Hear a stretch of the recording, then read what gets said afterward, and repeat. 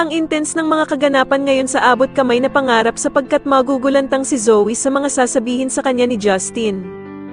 Dito nga ay kukumprontihin ni Justin si Zoe kung bakit siya tinanggal sa mana ng Lolo Pepe nila kaya naman ay hindi malaman ni Zoe ang sasabihin niya. Samantala ay magpapakasaya ang lahat sa Apex dahil sa makakabalik na ngang muli sila Nurse Evan at Karen dahil nga sa tulong ni Giselle.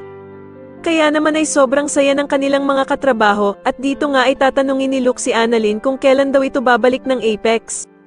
Pero bigla naman siyang sasagutin ni Doc Lindo na hindi pa daw maaaring bumalik si Annalyn ng Apex. Samantala ay manginginig na nga sa takot itong si Moira matapos ang mga sinabi ng abogado at natatakot nga ito na baka daw sila isumbong ni Don Pepe kapag nagising na ito. Kaya naman ay agad niyang sasabihan ng anak niyang si Zoe na mag-impake ng mga gamit nito para magbakasyon sila dahil sa kailangan daw muna nilang magtago. Sa kabilang banda naman ay yayayain na nga ni Lynette ang asawa niyang si Doc Carlos na bumalik ng muli sa dati nilang bahay dahil sa handa na nga daw siyang harapin ang kanyang takot. Ikakatuwa naman ito ni Doc Carlos at agad naman siyang sasang-ayon sa plano ni Lynette dahil sa gusto na nga niya talagang makaiwas kila Aling Susan at Diyosa.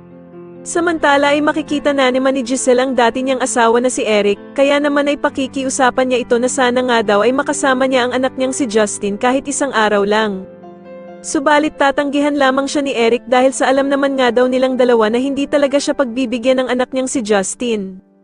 Sa tingin niyo dito na nga kaya malaman ni Justin ang totoo na hindi totoong apo ni Don Pepe si Zoe, mas lalo na nga talagang nagiging exciting ang mga susunod na kaganapan kaya naman ay mas lalo pa nating abangan ang mas lalong gumigandang abot kamay na pangarap. Maraming salamat po sa inyong panonood at sana po ay mas subscribe niyo ako. Maraming salamat po.